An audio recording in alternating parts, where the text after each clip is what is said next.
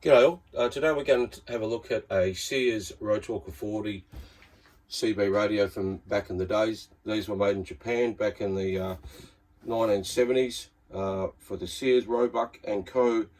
group in Chicago, Illinois. So I don't know a lot about these radios. Obviously they're an American radio.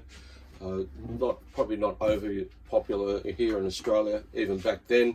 It was a little bit different in its design. But don't let this radio fool you. It's one bloody good radio.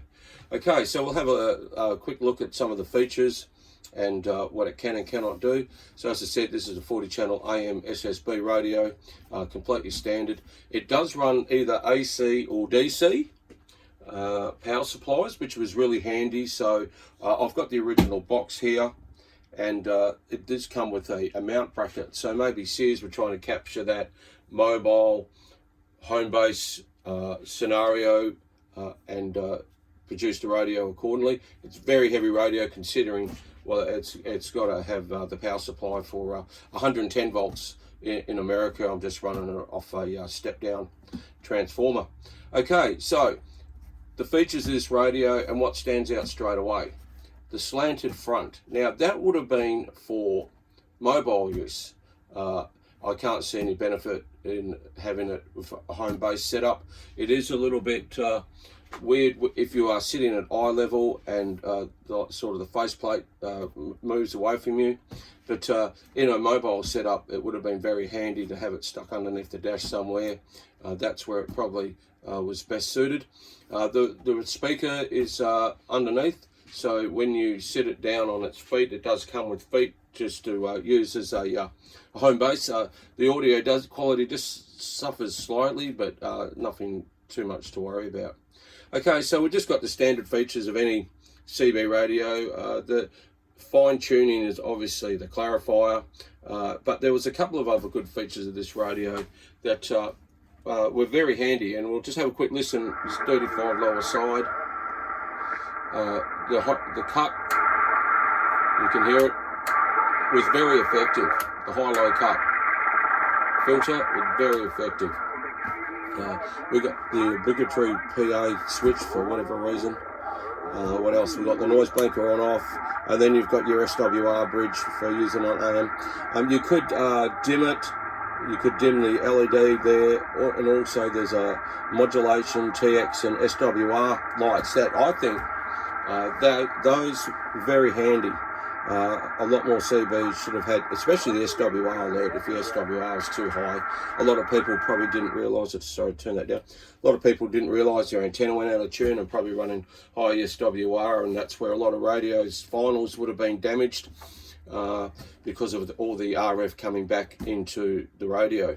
So we'll just have a quick listen to this guy, see what's around the bands. Sunday morning, 10 o'clock.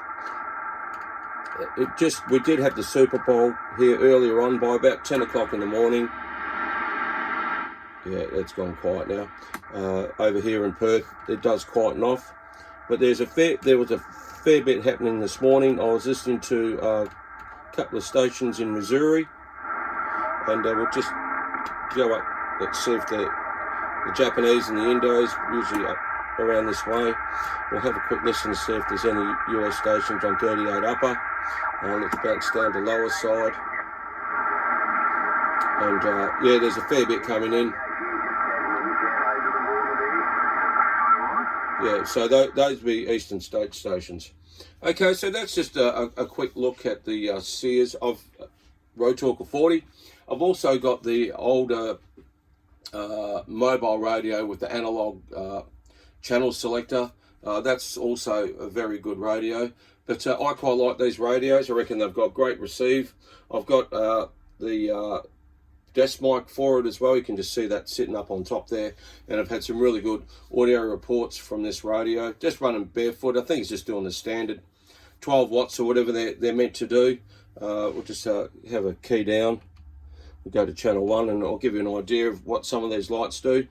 So audio 1, 2, audio 1, 2, 2, audio 1, 2, audio.